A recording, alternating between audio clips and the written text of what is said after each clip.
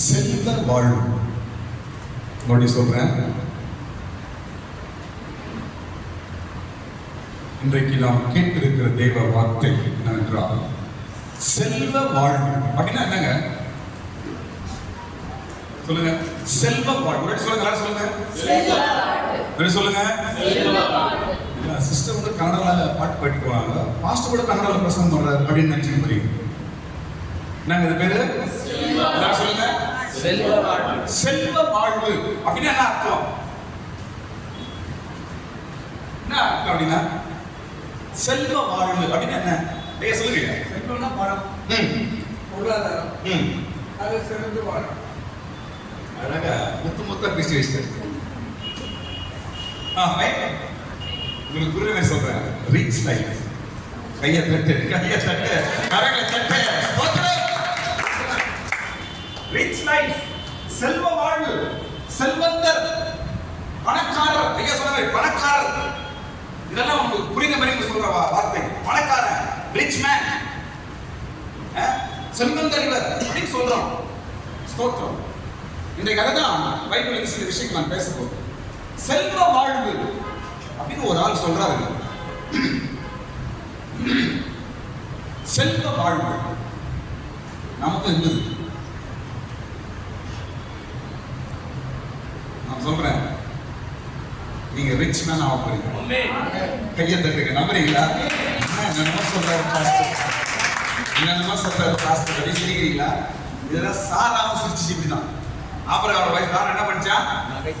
சிரிச்சான். உங்களுக்கு இருந்தாங்க pastor rich மேன்றாரு, நான் பணக்காரன்றாரு, இதெல்லாம் ஆவல கதையா அப்படி நீ நினைக்கிற. ஆனா இங்க ஆண்டவர் என்ன பேச தெரியுமா? நீ பணக்காரனா ஆக போறதா ஆண்டவர் பேச. கையை தட்டு, கரங்களை தட்டு, ஸ்தோத்திரம் பண்ணுங்க. வாய்க்கு ஸ்தோத்திரம் பண்ணி கையை தட்டு, ஸ்தோத்திரம் பண்ணி கையை தட்டு. ஆமென். செல்வ வாழ்வு என்று ஒரு மனுஷன் சொல்ற. ஸ்தோத்திரம். அவன் பேர் எலிகு. சொல்லுங்க எல்லாரும் சொல்லுங்க. எலிகு என்ற ஒரு ஆள் தான் இந்த வார்த்தையை சொல்றார். ஸ்தோத்திரம்.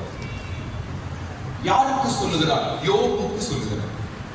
எப்ப சொல்லுகிறார்? யோபு நடுத்தருவில் இருக்கும் சொல்றார். யோபு எப்படி இருக்கிறப்போ? நடுத்தருவு, வீடு வாசல், ஆடு மாடு எல்லாமே போச்சு, துணி இல்லாம சொங்கிட்டு ரோட்ல உட்காந்துறாரு. அவனை பார்த்து சொல்லுகிறார், நீ செல்வ வாழ்வு வாழ்வாய் என்று சொல்றார். அப்படியே நடந்துச்சு. கையை தட்டு, கரங்களை தட்டு. அப்படியே நடந்தது. கையை தட்டுங்க. ஆண்டவர் பணம் தராங்கிறாரு, உன்னை பணக்காரனை மாத்த போற சொல்றாரு. கையை தட்டு, நல்லா தட்டு. நீ செல்வ வாழ்வு வாழ்வாய் என்று எலிகு சொன்னான். ஸ்தோத்திரம். யோபு எல்லாவற்றையும் இழந்து ஒன்றுமில்லாமல் இருக்கும்போது 3 ஃப்ரெண்டு, நான் சீக்கிரம் போறேன், 3 நண்பர்கள் வந்தார்கள். அதுல ஒரு ஆள் தான் எலிகு. இந்த எலிகு பேசின பிற்பாடுதான் இந்த யோபு ஆசீர்வாதத்தை மறுபடியும் பெறுதானே. எல்லாரும் யோபு 36ஆம் அதிகாரம் எடுத்துக்கொள்ளுங்க. யோபின் புஸ்தகம் 36ஆம் அதிகாரம். இதுல இருந்து நான் சீக்கிரம் பேசலாம், சில விஷயங்கள் பேச போகிறேன். ஸ்தோத்திரம். இந்த எலிகு என்ற யோபுவின் நண்பன் கடைசியா மீதி 2 பேர் பேசுறாங்க. இவர் கடைசியா பேசுறார். இவர் பேசி முடிஞ்ச உடனே ஆண்டவர் பேசினார். அதுக்கப்புறம் யோபு ஆசீர்வாதமாய் மாறினான். ஸ்தோத்திரம். இந்த எலிகுவின் வார்த்தைகள், நிறைய வார்த்தைகள் இந்த எலிகு பேசுகிறார். அது 2 விஷயம் நான் சொல்ல கவனிங்க. மழை எப்படி பெய்கிறது என்பதை கூட எலிகு தான் பைபிள்ல எழுதுறாரு.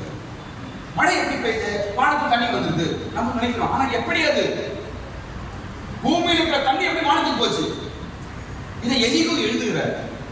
தண்ணீர்கள் அணுக்களாய் மேலே போகிறது, மழையாய் பெய்கிறது என்று எலிகு எழுதுகிறார். ஸ்தோத்திரம். அவன் இன்னொரு விஷயம் சொல்றார். அந்தகாரம் வருவதும் பூமியிலே ஒரு அழிவு வரப்போகிறதையும் ஆடு மாடுக்கு தெரியும். இதை விட ஒரு எலிகுதான் எழுது. 36ஆம் அதிகாரம். ஸ்தோத்திரம். பைபிள்ல எழுதப்பட்ட நபர்கள், எழுதப்பட்ட வார்த்தைகள் ஒன்றும் நாம் ஈஸியாக விட்டுவிடாது. எல்லா மனிதனுடைய வார்த்தைகளிலும் ஒரு வல்லமை இருக்கிறது, ஒரு பாடம் இருக்கிறது. ஸ்தோத்திரம். இப்படியா இந்த எலிகு நிறைய விஷயத்தை இவர் எழுதுகிறார். ஸ்தோத்திரம். ஆனா நம்ம படிக்க போற சப்ஜெக்ட் என்னவென்றால், யோபை பார்த்து சொல்றாரு, நீ செல்வ வாழ்வை வாழ்வாய் என்று சொன்னா அதே போல ஆயிட்டாங்க. ஆமென். ஸ்தோத்திரம். நான் சொல்றேன் கவனிங்க, கிறிஸ்தவர்கள் செல்வந்தர்களா இருக்க வேண்டும். இயேசுவோட ஊழியம் டெவலப் ஆனது காரணம் தெரியுமா? இயேசுவை சுத்தி பணக்காரங்க இருந்தாங்க. அவங்கள தள்ளி விட்டாரு இயேசு இல்ல. இயேசுவை சுற்றி யார் இருந்து சொல்லுங்க? தனவந்தர்கள் இருந்தார்கள், செல்வந்தர்கள் இருந்தார்கள். எதற்கு? எதற்குங்க? இயேசுவோட ஊழியம் சுவிசேஷங்கள் வளர்ந்தபடிக்கு. பாருங்க, கிறிஸ்தவர்களாக நாம் செல்வந்தர்களா இருக்கும்போது அது இயேசுக்கு லாபம், சபைக்கு லாபம், சுவிசேஷத்துக்கு லாபம். அதுக்கு என்ன பண்ண இயேசு? என்ன ரிச் மேனா மாத்தாண்டவர். கையை தட்டு, கரங்களை தட்டு. கட்டாயம் ரிச் மேனா மாத்துவார். நீ சுவிசேஷத்துக்கு வேண்டும், நீ சபைக்கு வேண்டும், நீ சத்தியத்திற்கு வேண்டும், நீ இயேசுவுக்கு வேண்டும். ஆமென். ஸ்தோத்திரம். நீ செல்வ வாழ்வு வாழ்வாய். சரி, இப்போ அந்த வசனம் உங்களுக்கு படிச்சிருக்கேன். எல்லாம் 36ஆம் அதிகாரம் 36ஆம் அதிகாரம் 11ஆம் வசனம் படிச்சிருக்கேன். சீக்கிரம் யோபு 36:11. அவர்கள் அடங்கி அவரை சேவித்தால் தங்கள் நாட்களை நன்மையாகவும் தங்கள் வருஷங்களை செல்வ வாழ்வாகவும் போக்குவார்கள். தங்கள் வருஷங்களை எப்படி போக்குவார்களா? செல்வ வாழ்வாகவும். எல்லாரும் சொல்லுங்க, செல்வ வாழ்வாகவும். செல்வ வாழ்னா என்ன? Rich life. உங்களுக்கு வந்துச்சு பாரு வாழ்வு அப்படின்ற மாதிரிதான். ஸ்தோத்திரம்.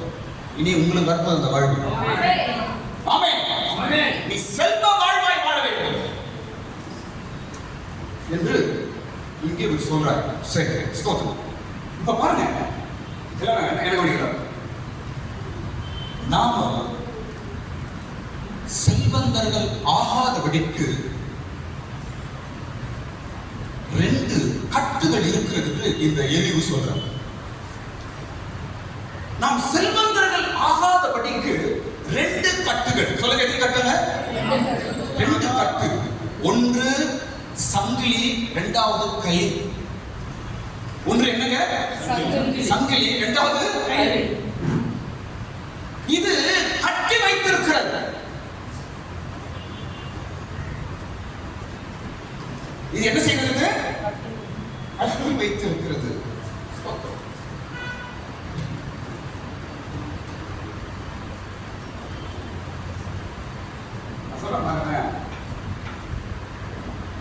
இன்னைக்கு உங்க குடும்பம், நீங்க ரிச்சா இல்ல பணக்காரனா, நீங்க ஆசீர்வாதமாய் மாறாதபடிக்கு வேத வசனத்தை நான் சொல்லுகிறேன், ஏதோ ஒரு கட்டு உன்னை கட்டி வைத்திருக்கிறது. இன்றைக்கு ஆண்டவர் அந்த கட்டை அறுப்பாங்க. கரங்களை தட்டி ஸ்தோத்திரம் பண்ணு. நல்ல கரங்களை தட்டி, நல்ல எல்லாரும் கையை தட்டி ஸ்தோத்திரம் பண்ணு. அந்த கட்டு இன்றைக்கு அறுக்கப்படுவதாக.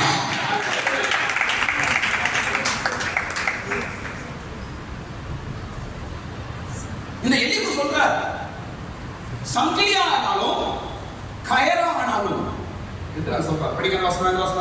அவர்கள் விலங்குகள் போடப்பட்டு உபத்திரவத்தின் கயிறுகளால் கட்டப்பட்டிருந்தாலும், அதுக்கப்புறம் தான் அடுத்த விஷயத்துக்கு வராது.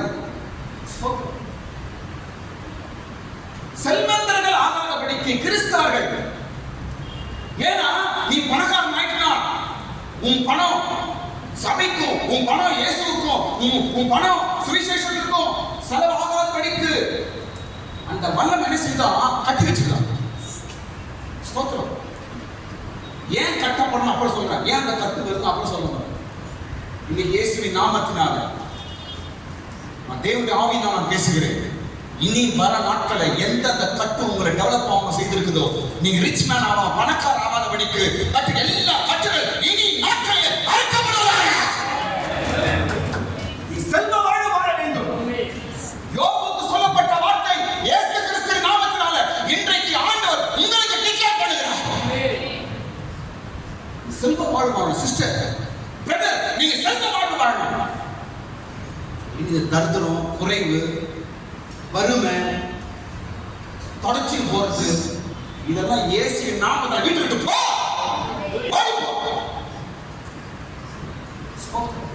அப்போ இந்த செல்வங்கள் ஆகாதபடிக்கு கட்டு,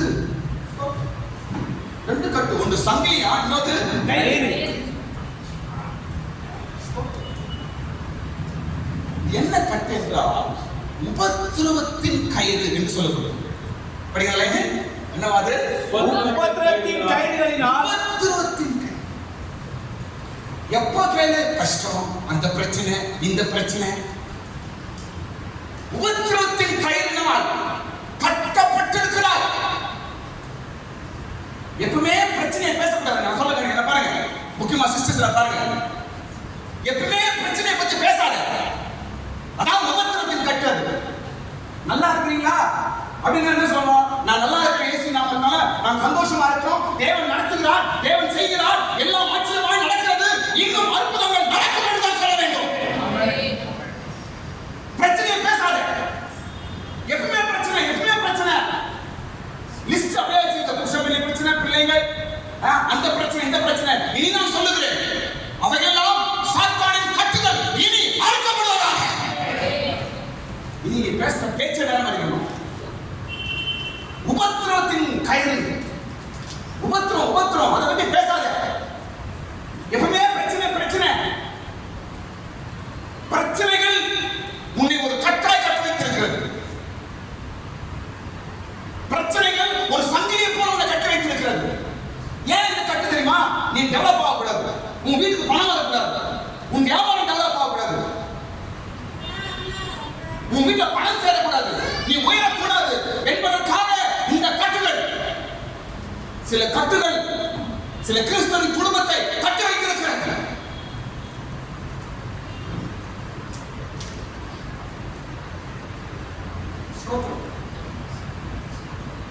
நீங்க அந்த கட்டுகளை போட்டோம், நீங்க அந்த கட்டுகளை சங்கிலிகள் சுக்குநூறா போட்டோம், கயிறுகள் சுக்குநூறாய் போகட்டும். உபத்திரவத்தின் கயிறினால் கட்டப்பட்டிருந்தாலும் உபத்திரவத்தின் கயிறுகளினாலும் கட்டப்பட்டிருந்தாலும் விலங்குகளினாலும் அவர்கள் விலங்குகள் போடப்பட்டு உபத்திரவத்தின் கயிறுகளால் கட்டப்பட்டிருந்தாலும் போதும். சங்கிலினாலும் கயிறுனாலும் கட்டப்பட்டு இருந்தாலும் எல்லாம் சொல்லுங்க, இருந்தாலும் எல்லாம் சொல்லுங்க, இருந்தாலும் நான் அவர்களை செல்வங்களாய் மாற்றுவேன். நான் பார்க்கிறேன். இருந்தாலும் ஒன்னும் என் பிள்ளைகளுக்கிட்ட பலிக்காது. இருந்தாலும் எல்லாம் சொல்லுங்க, இருந்தாலும் நான் கட்டப்பட்டு இருந்தாலும் ஒருவேளை ஃபீல் ஆகலையா? ஏதோ பிரச்சனை இருக்கு பாஸ்டர், நான் எவ்வளவு பிரயாசப்படுறோம், எவ்வளவு கஷ்டப்படுறோம், எவ்வளவு ஜெபிக்கிறோம், நாங்க எவ்வளவு நாங்க பிசினஸ்க்காக அதுக்காக நாங்க எவ்வளவு பிரயாசம் பண்றோம் பாஸ்டர் என்ன சொல்றீங்களா? இருந்தாலும் இன்னைக்கு ஆண்டவர் பேசுறார், இருந்தாலும் இந்த செல்வந்த உன்னை செல்வ வாழ்வு உன்னை வாழ வைப்பேன் என்ற வார்த்தை பலிக்கும்.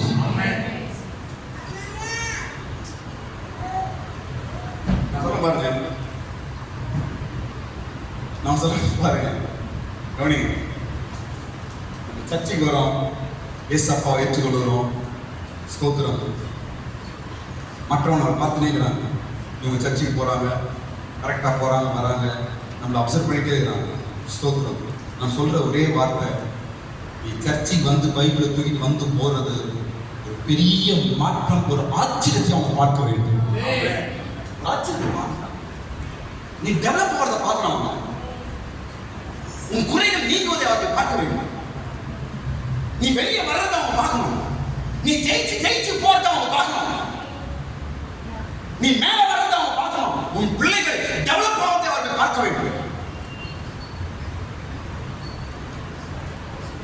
சர்ச்சுக்கு வரோம், ஜோம் பண்றோம், கண்ணீர் விடுறோம், ஆராதனை பண்றோம், பிரசங்கம் கேட்கிறோம். இதெல்லாம் என்ன செய்யுது? நம்மளை முன்னேற செய்கிறது. நம்மளை முன்னேற செய்கிறது.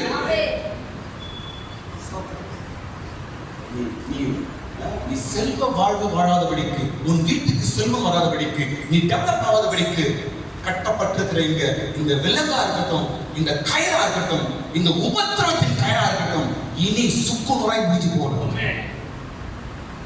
இனி வீட்டுல பிரச்சனை பத்தி பேசாதீங்க. பிரச்சனை சொல்லாதீங்க. உபத்திரம் என்று சொல்லாதீங்க. ஸ்தோத்திரம். இப்ப அடுத்த பகுதி நான் பாருங்க. எப்படி இந்த கட்டு நம்மை கட்டுது? எப்படி நாம் செல்வங்களாய் வாழாதபடிக்கு, வாழ முடியாதபடிக்கு இந்த கட்டு எப்படி நம்ம கட்டுது? எப்படி வருது இந்த கட்டு நம்ம கிட்ட என்றால், அதற்கு அடுத்த வசனத்துல பதில் பாருங்க. அடுத்த வசனத்துல 9ஆம் வசனத்துல இதை நாம் படிக்கிறோம். 9ஆம் வசனம் படிக்கிறோம். இப்போ அவர்கள் கிரியையையும் மிஞ்சி போன அவர்களுடைய மீறுதல்களையும் அவர்களுக்கு தெரியப்படுத்தி. ஏன் நீங்க கட்டப்படுறீங்க? நீங்க செல்வங்களாய் வாழ முடியாதபடிக்கு இந்த கட்டு எப்படி வருது என்பதற்கு இங்க 2 காரியங்கள் எழுதப்படுது. கவனிங்க. ஏன் இந்த கட்டு உங்களை கட்டி வைக்குது? எப்படி இந்த கட்டு உங்ககிட்ட வருது என்பதற்கு 2 ரீசன். ஒன்று, மிஞ்சி போகும்போது நீங்க கட்டப்படுவீங்க. சொல்லுங்க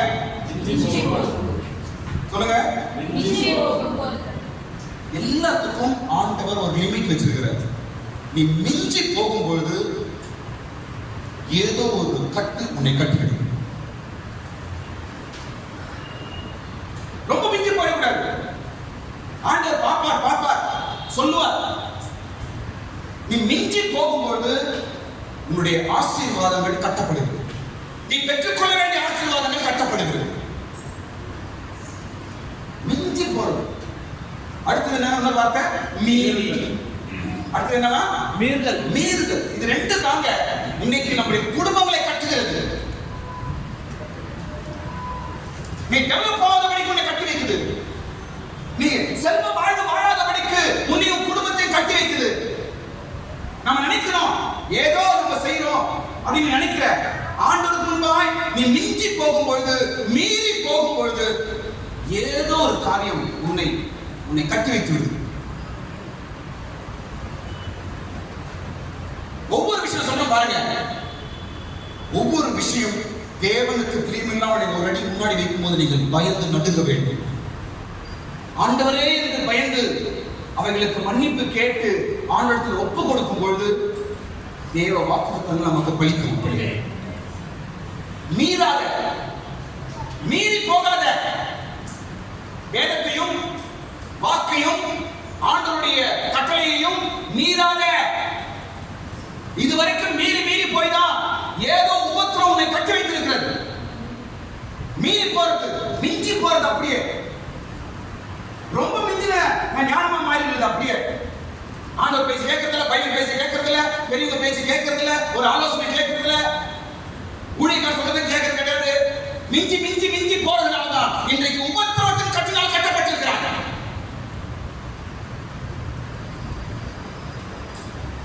ஏன் இந்த கட்டு?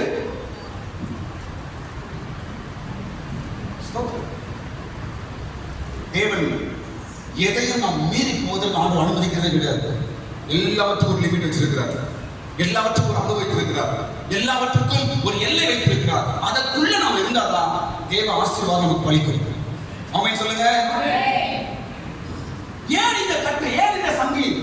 ஏன் இந்த உபத்திரத்தின் கயிறு? ஏன் என்றால், நீ மீறி போகும்பொழுது, மிஞ்சி போகும்பொழுது உன் குடும்பம் கட்டப்படுகிறது, உன் ஆசீர்வாதம் கட்டப்படுகிறது என்று நாம் இதை பார்க்கிறோம். கர்த்தருக்கு ஸ்தோத்திரம். இப்ப அடுத்த பகுதி போறோம். எப்படி ஆண்டவர் இந்த கட்டுகளை அவிழ்க்கிறார் என்று நான் சொல்ல போறேன். எப்படி ஆண்டவர் இந்த கட்டுகளை அவிழ்க்கிறார்? ஸ்தோத்திரம். ஏனென்றால் நாம் செல்வ வாழ்வு வாழ வேண்டும் என்று இங்கு வேதத்தில் படிக்கிறோம். செல்வ வாழ்வு நாம் வாழ வேண்டும். ஸ்தோத்திரம். ஒருவேளை மீறி போயிருக்கலாம், ஒருவேளை மிஞ்சி காரியங்களை செய்திருக்கலாம். இன்றைக்கு ஆண்டவர் பேசுகிறார். நீங்கள் மனஸ்தாபப்படுங்க, ஆண்டவர் அவையிலிருந்து வெளியே கொண்டு வருவார். இன்றைக்கு ஆண்டவர் பேசுகிறார், அந்த கட்டுகள் எல்லாம் அவளுக்கு படிக்கிற ஆண்டவர் பேசுகிறார். ஸ்தோத்திரம். ஆண்டவருக்கு நாம் ஒப்பு கொடுக்கும் பொழுது தேவன் பெரிய காரியங்களை செய்வார். ஆமென். ஸ்தோத்திரம். பாருங்க, இப்போ எப்படி இந்த கட்டுகளை ஆண்டவர் அவளுக்கு காரியங்களை நாம் பார்க்கும்போது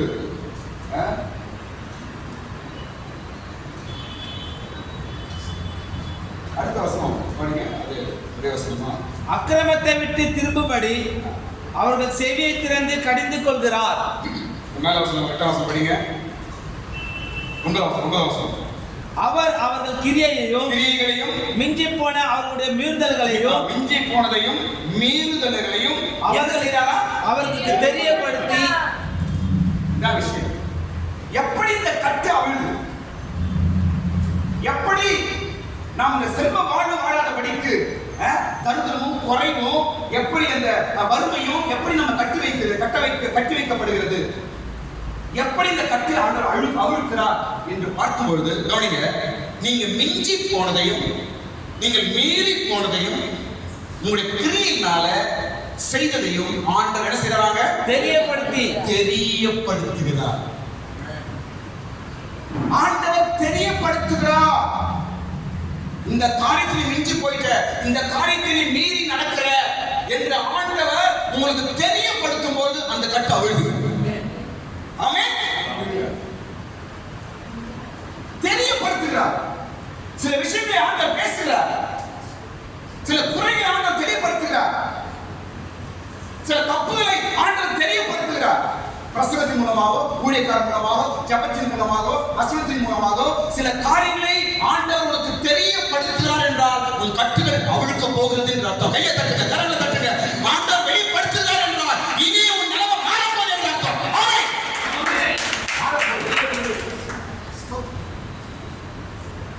சில காரியங்கள் குறைகளை ஆண்டவர் நாம வெளிப்படுத்துறார் என்றால் அதற்கு பின்னாடி ஒரு ஆசீர்வாதத்தை உனக்கு தரப்போறார் என்று அர்த்தம். ஆமென்.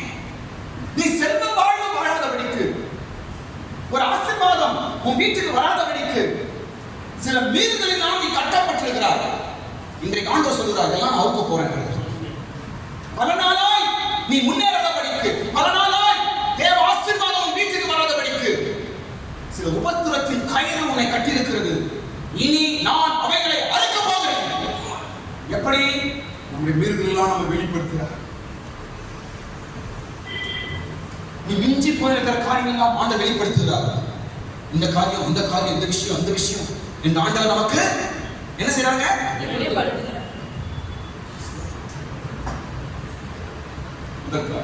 அடுத்த காரியம் பார்க்கும்போது, அடுத்த காரியம் 10ஆம் வசனம். அக்கிரமத்தை விட்டு திரும்பும்படி அவர்கள் செவியை திறந்து கடிந்து கொள்கிறார். அடுத்த காரியம் கடிந்து கொள்ளுகிறார். இதுவரைக்கும் என்ன பண்றாரு? தெரியப்படுத்துகிறார். நம்முடைய மீறுதல்களையும் நம்முடைய மிஞ்சி போன காரியங்கள் மீறி நம்ம செய்யறது இதெல்லாம் ஆண்டவர் என்ன செய்யறாரா? தெரியப்படுத்துகிறார். அதனால சொல்றோம் பாருங்க, சர்ச்சுக்கு வந்தாலும் வீட்டில் இருந்தாலும் அதிகமாக தேவ வசனத்தை நீங்க நல்லா கேட்கணும், பைபிள் நல்லா படிக்கணும். பைபிள் நல்ல சிஸ்டர் பேசுறாங்க, பைபிள் படிச்சா ஃபர்ஸ்ட் ரேங்க் எடுக்கலாம் காலேஜ் ஸ்கூல். நான் சொல்றேன், நீங்க பைபிள் நல்லா படிச்சாவே அந்த வழி உங்களை ஆசீர்வாதத்துக்கு நிறைய கொண்டு போயிடுவாங்க. பைபிளை படிச்சா போதும், எந்தெந்த கட்டுகள் உன்னை கட்டி வைக்கிறதோ அந்த கட்டெல்லாம் அமுந்து போயிடும். அப்படி பைபிள் படித்தாவே நமக்கு ஆண்டவர் வெளிப்படுத்துறார். நம்முடைய மீறுதல் என்ன, காரணம் என்ன, இந்த கட்டு ஏன் கட்டப்பட்டிருக்கிறது, இந்த சங்கிலி ஏன் கட்டி இருக்கிறது, ஏன் இந்த கடை, ஏன் நான் இன்னும் ஆசீர்வாதம் மேல போக முடியல, ஏன் ஆசீர்வாதம் இருக்க முடியல என்பதை நீ வேதம் படிக்கும்போது ஆண்டவர் பேசுவார். வீட்டுல டிவி வச்சிருக்கிறீங்க, தேவையில்லாம கூட்டு பார்க்காதீங்க, நல்ல பிரசங்கம் கேட்டு கேளுங்க. ஆண்டவர் பேசுவார், ஊழியக்காரன் மூலமா பேசுவார், பரிசுத்தாவியானவர் பேசுவார். கிறிஸ்தவர்கள் நாம் இந்த உலகத்தில் செல்வந்தர்களாய் வாழ வேண்டும். நம்ம நல்லா இருக்கணும். காலமெல்லாம் பிரச்சனை, காலமெல்லாம் தடங்கல்ல, காலமெல்லாம் குறைவு, காலமெல்லாம் வறுமை, காலமெல்லாம் சாபம், காலமெல்லாம் வீட்டுல ஒண்ணே இல்லை, காலமெல்லாம் கடன் வாங்கிருக்கோ. கொஞ்சம் கை மேல கண்களை மூடி கை மேல உயர்த்துங்க. இயேசுவின் நாமத்தினால் இந்த வல்லமையை கடிந்து கொள்கிறேன் இன்னைக்கு நான். எல்லாரும் கண்களை மூடி கையை மேல உயர்த்து ஸ்தோத்திரம். இயேசுவின் நாமத்தினால் இந்த கடன் வாங்குற பழக்கம், இந்த கடன் வாங்குறதுக்கு ஆவிகள், வறுமைகள், எல்லாரும் வாயில ஸ்தோத்திரம் பண்ணுங்க. இந்த வறுமைகள், குறைவுகள், வீட்டுல கொலை இல்ல என்ற காரியங்கள் எல்லாவற்றையும் கடன் வாங்குறது எல்லா வல்லமைகளும் இனி இனி இனி உன் வீட்டிலே இல்லாதபடிக்கு இன்றைக்கு அந்த உபத்திரவத்தின் கயிறு ஆழ்ந்து போவதாக, அந்த உபத்திரவத்தின் கயிறு அழிக்கப்படுவதாக. இனி அந்த வல்லமைகள் உன் வீட்டிலே இல்ல இயேசுவின் நாமத்தினால ஓடி போகட்டும். இயேசுவின் நாமத்தினால செல்வங்களால நாம் ஆடுவோமாக. எல்லா வல்லமைகள் ஓடி போகட்டும். ஸ்தோத்திரம் ஸ்தோத்திரம் ஸ்தோத்திரம் ஸ்தோத்திரம் ஸ்தோத்திரம் ஸ்தோத்திரம் ஸ்தோத்திரம் ஸ்தோத்திரம் ஸ்தோத்திரம் ஸ்தோத்திரம் ஸ்தோத்திரம் ஸ்தோத்திரம். இயேசு ஆசீர்வதிக்கிறார் என்பதற்கு நம்ம தான காரணம். நம்மளுக்கு ஆண்டவர் காட்டுவார். இயேசு அப்ப வந்து பிளஸ் பண்றவர் அப்படின்னு சொல்லி உலகத்தை எப்படிங்க காட்டுவாரு? எப்படிங்க? உன்னை வச்சு என்ன வச்சுதான் சர்ச்சுக்கு போயிட்டோம். சர்ச்சுக்கு போறவங்க அப்படியே மாறிட்டாங்க. அவர் எப்படி இருந்தா தெரியுமா? கடன் பிரச்சனை, இவ்வளவு பிரச்சனை உங்க வீட்டுல இன்னைக்கு எல்லாம் மாறிடுச்சு. நல்லா இருக்கிறாருப்பா, பிள்ளைகளுக்கு கல்யாணம் பண்ணாருப்பா, பொண்ணு கல்யாணம் பண்ணாருப்பா, வீடு கட்டினாருப்பா, வண்டி வாங்கிட்டாருப்பா, நல்லா இருக்கிறாருப்பா, கையை தட்டு கல்யாணம் தட்டு. இன்றைக்கு சமுதாயம் உன்னை பார்த்து பேசுறது அப்படியே மாறுறா. இயேசு ஆசீர்வதிக்கிறார். பிளஸிங் இருக்குப்பா, சர்ச்சுக்கு போறாங்க, ஆசீர்வாதம், நல்லா இருக்கிறாங்கப்பா என்று சொல்ல வேண்டும். ஆமென். இப்படிதான் ஆண்டவர் காட்டும். ஸ்தோத்திரம். யாரையும் நீ காட்டுறதில்லை, உன்னை மற்றவர்கள் காட்ட வேண்டும். யாரையும் நீ காட்டுவோம். அந்த பிரதர் அந்த சிஸ்டர் சர்ச்சுக்கு நல்லா இருக்காங்க அப்படின்னு நீ அவனை காட்டக்கூடாது, அவன் உன்னை காட்டணும். அந்த ஆளா நீ அவன் இருக்க வேண்டும். ஆமென். ஸ்தோத்திரம். செல்வ வாழ்வு நீ வாழ்வாய் என்று நடு ரோட்ல நிக்கிற யோபுக்கு இந்த வார்த்தை சொல்லப்பட்டது. அவன் ரெட்டிப்பானவனாய் மாறினான். ரெட்டிப்பானவனாய் மாறினான். நான் சொல்ல கவனி. அன்றைக்கு யோபோட ஃப்ரெண்ட் எலிகு சொன்ன வார்த்தை அப்படியே பலிச்சுதுன்னா இன்னைக்கு பரிசுத்தாவியானவர் பேசுறது பலிக்காதா? கையை தட்டுங்க. பரிசுத்தாவியானவர் இன்னைக்கு பேசுறா. ஒரு எலிகு ஒரு வார்த்தை பலிக்கதா? இன்னைக்கு தேவ வார்த்தை பலிக்கும். பரிசுத்தாவியானவர் வார்த்தை பலிக்கும். செல்வ வாழ்வு நான் வாழ்வேன். எனக்கு செல்வ வாழ்வு உண்டு.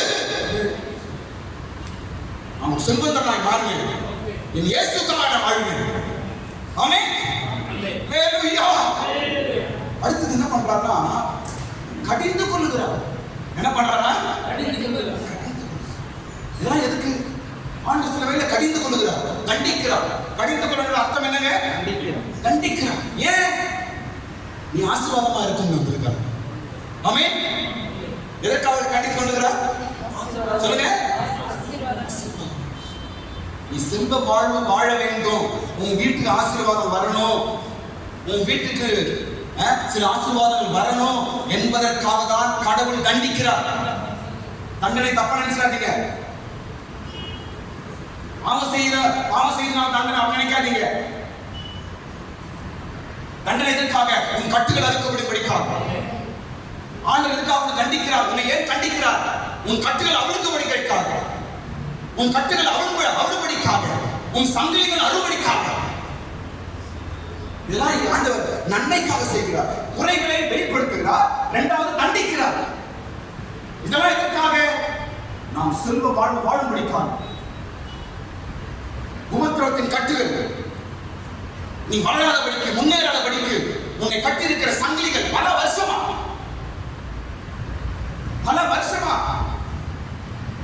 பீரோ தன்னா தொடச்சு போயிருக்கு. காசு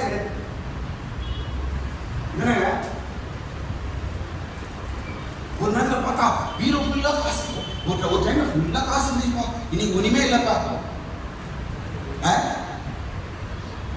ஏன் அப்படி என்ன சொல்றோம்? தரித்திரம் ஏன் தொடச்சு போயிடுச்சு. ஏன்? ஸ்தோத்திரம். நீ ஆண்டவர் எல்லாத்தையும் வெளிப்படுத்துகிறார். ஸ்தோத்திரம். நீ செல்வ வாழ்வு வாழ்வாய் ஆண்டவர் பேசுகிறார். உனக்கு செல்வ வாழ்வு உண்டு என்று ஆண்டவர் பேசுகிறார்.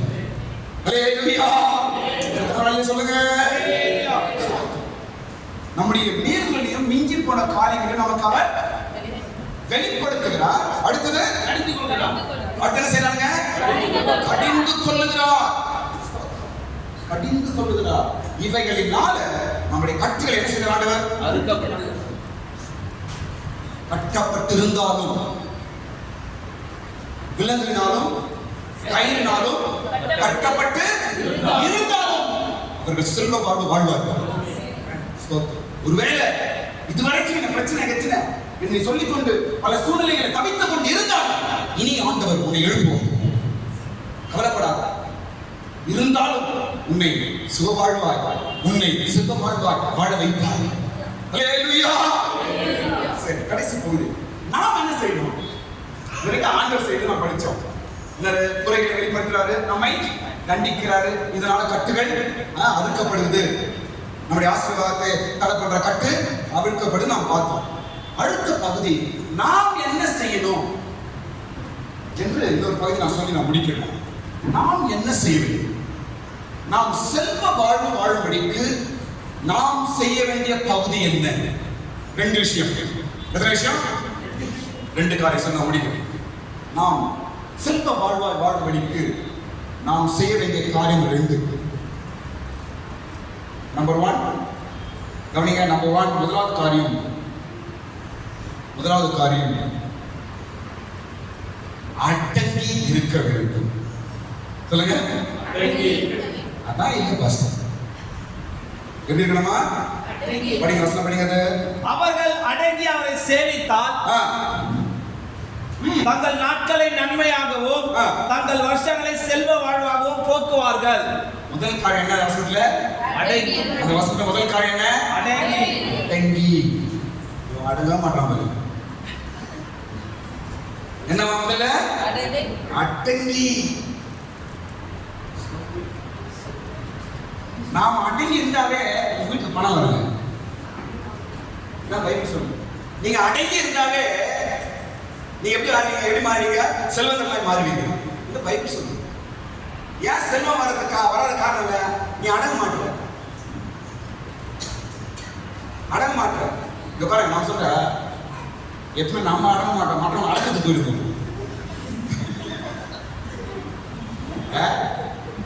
நாம அடங்க மாட்டோம். என்ன பண்ணாது? நீ அடங்க. இதனால்தான் உன் வீட்டுக்கு துட்டு வர மாட்டேங்குது. ஆனந்த் சிஸ்டர், இதான் விஷயம். நான் பாஸ்டர் என்ன பிடிச்சிங்க? இதுதான் விஷயம். பீரோல 5 பைசா நம்ம கழிச்சு போட்டு காரணம் நீ அடங்க மாட்டே. பணம் வீட்டுக்கு சேராத காரணம் நீ அடங்க மாட்டே.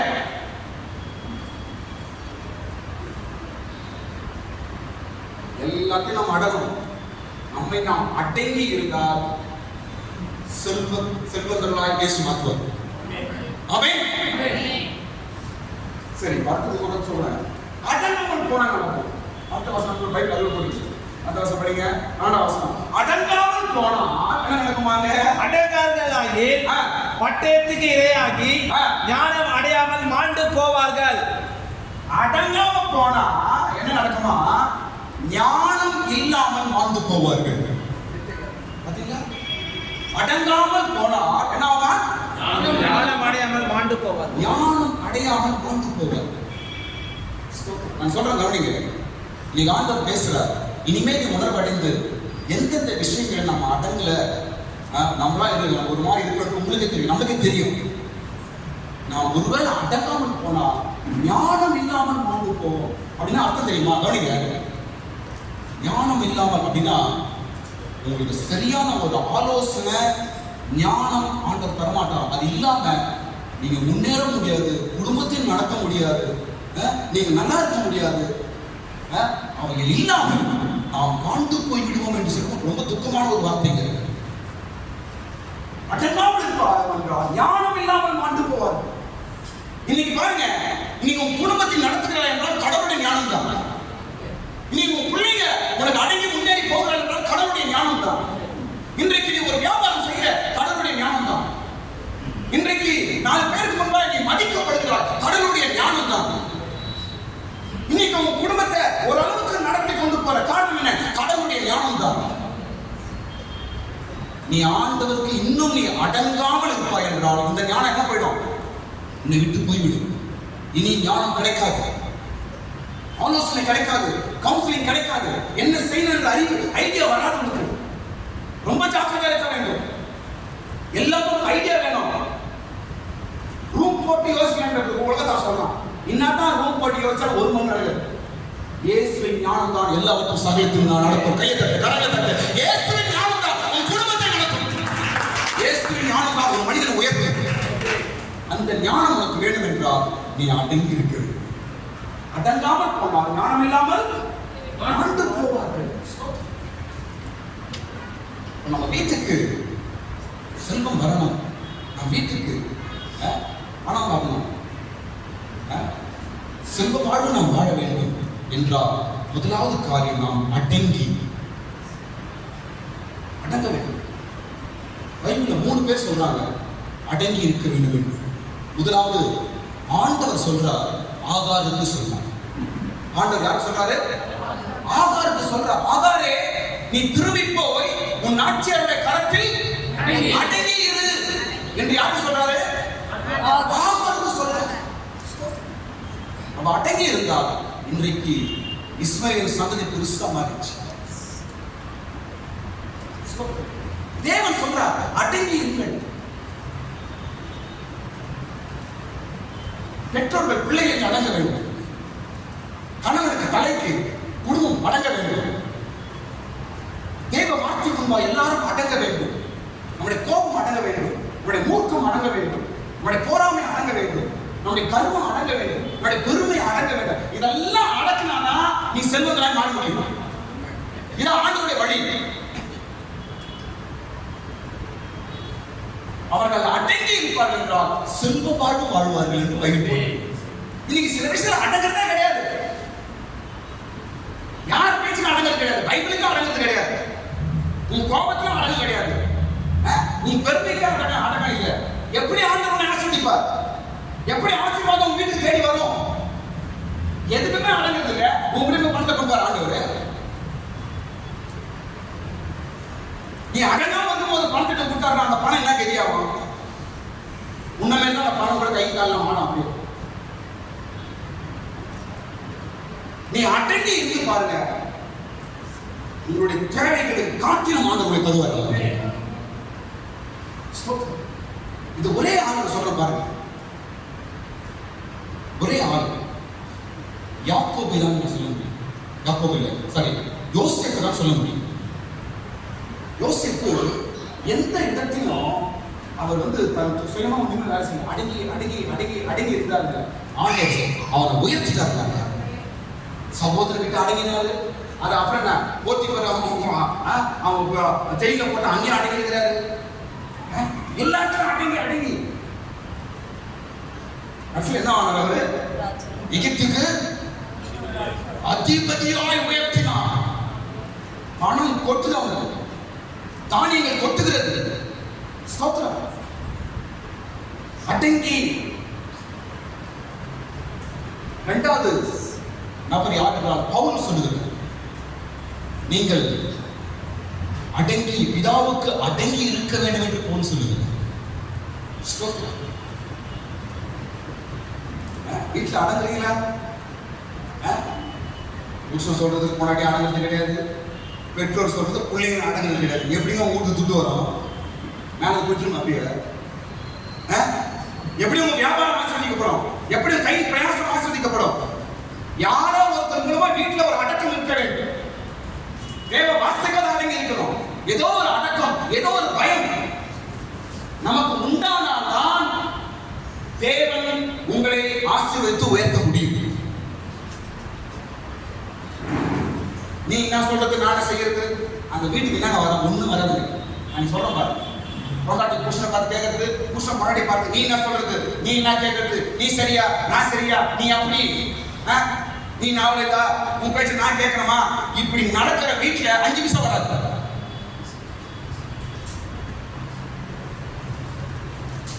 நான் சொல்றேன் பாரு, அடங்கினவர்கள் செல்வந்தராய் மார்க்கெட்ல பைபிள் சொல்லுது. அவர்களை செல்வ வாழ்வு வாழ வைப்பான கடவுள். ஆமென். செல்வ வாழ்வு வாழ்வார்கள். யாரு? சத்தமா சொல்லுங்க. சத்தமா சொல்லுங்க. சொல்லுங்க. அடங்கிக்கிறவங்க அடக்கிறவங்களா? அடக்கிறவர்கள் அப்படின்னா அதுக்கு துண்டு போய் விட்டுறது. ஆமா, எல்லாம் தொடர்ச்சினா போவோம். அடங்கிரு. மூன்றாவது ஆள் பேதுரு சொல்லுகிறார், அவருடைய பலத்த கரத்தை நீங்கள் ஏற்றவில் உங்களை உயர்த்துவார். ஆமென். அடங்கி அடங்கி தான் பைபிள் சொல்லுது. அடங்கிரு. தேவனுடைய பிரமாணத்துக்கு அடங்கிரு, தேவனுடைய வசனத்துக்கு அடங்கிரு, தேவ சத்தத்திற்கு அடங்கிரு, பைபிளுக்கு அடங்கிரு, குடும்ப தலைவருக்கு அடங்கிரு, சத்தியத்திற்கு அடங்கிரு. நம்மை நாம் கவனிங்க. உங்களை நீங்க எந்த அளவுக்கு நீங்க அடக்கி பொறுமை தாழ்மை என்ற எவ்வளவு அடக்குறீங்களோ அந்த அளவுக்கு ஆண்டவர் உங்க குடும்பத்தை ஆசீர்வதிப்பாங்க. அந்த அளவுக்கு குடும்பம் உயர்த்தப்படும். உன் கை நிரம்பும், உன் வீடு நிரம்பும். உங்களுக்கு தெரியுமா, இந்த யோபு இது வரைக்கும் ஆர்கியூமெண்ட் பண்ணிட்டு வர்றாரு. 36 அதிகாரம் வரைக்கும் என்ன பண்ணுவார் அவரு? வாதம் பண்றாரு. எல்லாருக்கும் அவன் ஃப்ரெண்டு கிட்ட என்ன பண்றாரு? யோபு வாதம் பண்றாரு. நான் அப்படியா மூன்றாரு. எலிஹு பேசின பிற்பாடு ஆண்டவர் பேச ஆரம்பிச்சிட்டாரு. யோபு அடங்கிட்டு. யோபு என்ன ஆயிட்டாரு? அடங்கிட்டாரு. 42ஆம் அதிகாரத்துல 2 டப்பு ரெட்டிப்பான ஆசீர்வாதம் கிடைச்சது. அவர் கையை தட்டுங்க, தலையில தட்டுங்க. அவர் அடங்கின பிற்பாடு ரெட்டிப்பான ஆசீர்வாதத்தினால இருக்கிறார். ஏன் இது வரைக்கும் என் குடும்பம் ஒரு வளர்ச்சி இல்லை? ஏன்? ஆண்டவரே உன்னை அடக்க முடியலையே.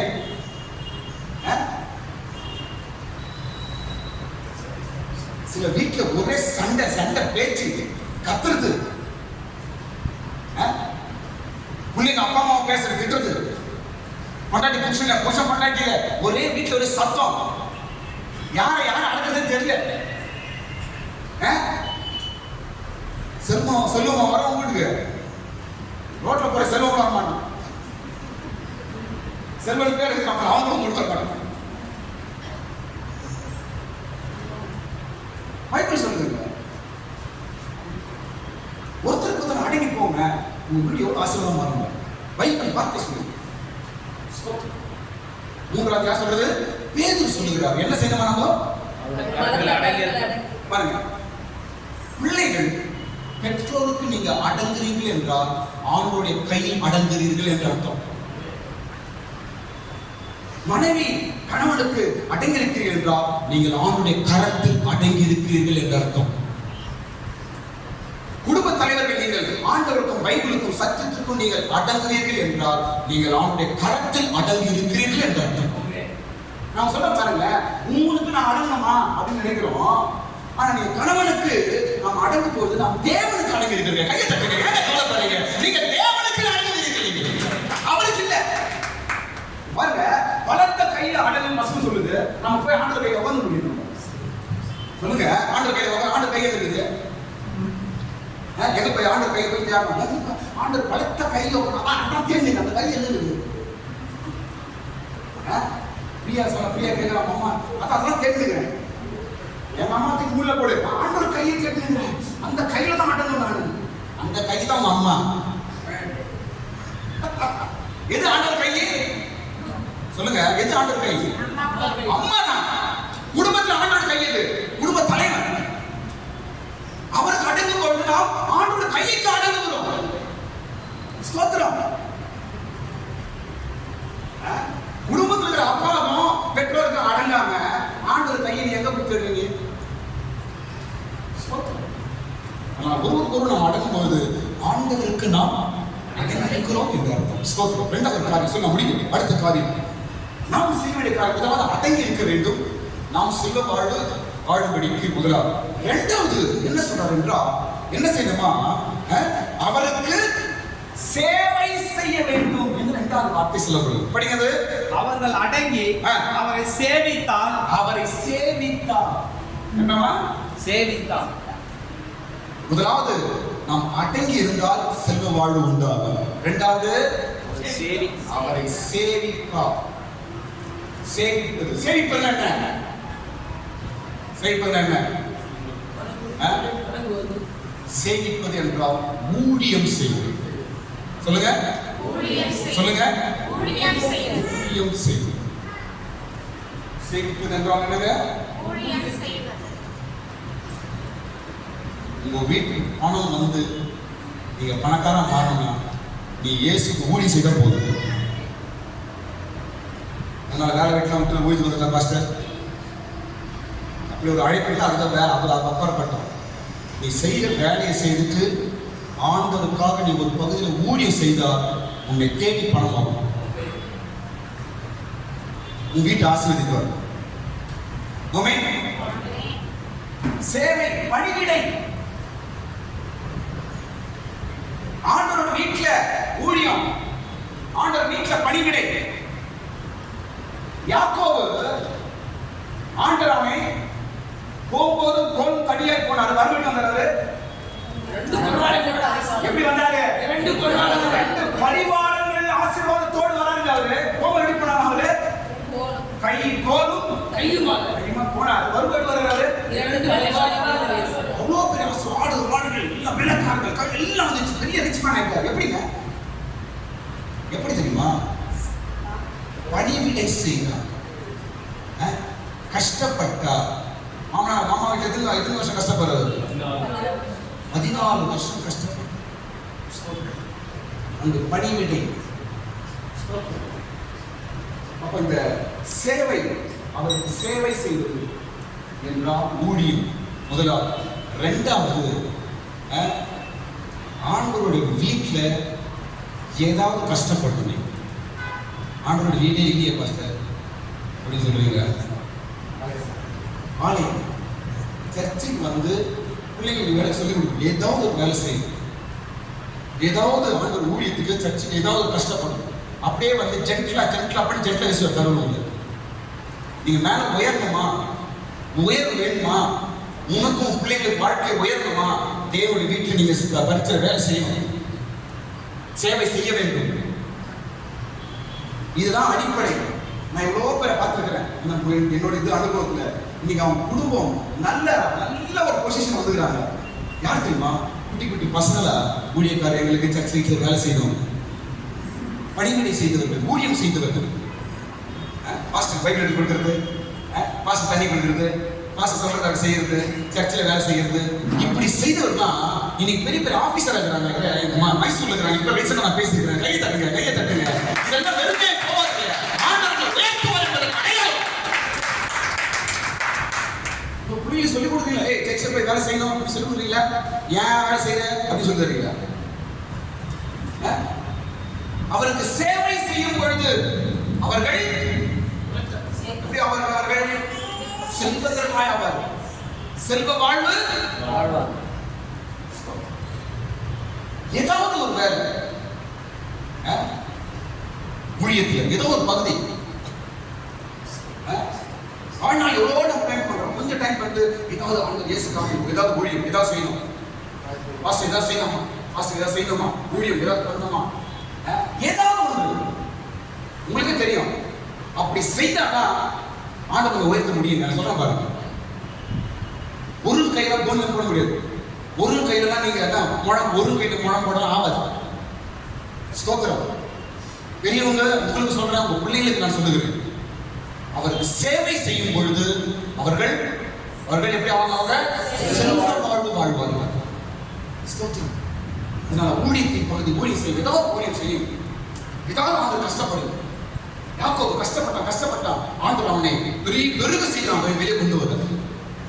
உலகத்துல கஷ்டப்படுறீங்க, குடும்பத்துல கஷ்டப்படுறீங்க, அது ஓகே, நான் இல்லைன்னு சொல்லல.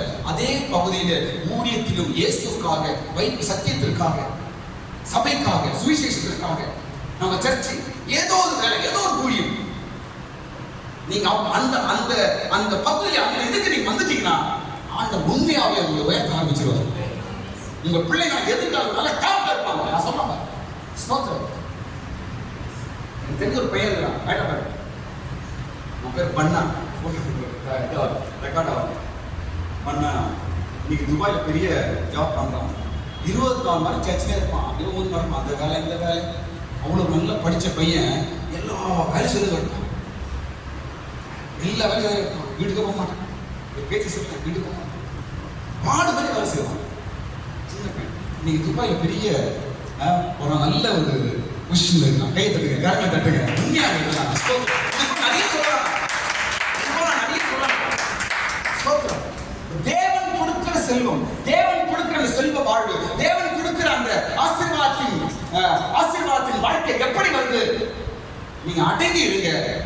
எதுலயும் நீங்க மூக்கு மலைச்சு, எதுலயும் நீங்க உங்களை வெளிப்படுத்தி, எதுல நீங்க உங்களை மேன்மைப்படுத்தாம அடங்கி இருந்து தேவனுக்காக நீங்க சேவை செய்வதில், தேவனுக்கு ஊழியம் செய்வதில், தேவனுக்கு ஏதாவது கஷ்டப்படுற வேலையில ஆண்டவருக்காக ஏதாவது மனப்பூர்வமா நீ கஷ்டப்படும் பொழுது உண்மையாக தேவன் அதற்கு பிரதிபலனை கொடுத்து உன்னை ஆசீர்வதிக்கிறார். ஹalleluya. ஸ்தோத்திரம். கண்ணை மேல வைத்து எல்லாம் ஸ்தோத்திரம் பண்ணுவோம். முடிக்கலாம். ஹalleluya. ஸ்தோத்திரம் ஆண்டவரே, ஸ்தோத்திரம் ஆண்டவரே, ஸ்தோத்திரம், ஸ்தோத்திரம், ஸ்தோத்திரம். செல்வ வாழ்வு உண்டு, செல்வ வாழ்வு உண்டு. ஸ்தோத்திரம். யோபுக்கு சொல்லப்பட்ட அந்த வார்த்தை இந்த காலை வேளையில ஆண்டவர் உனக்கும் கொடுக்கிறார்.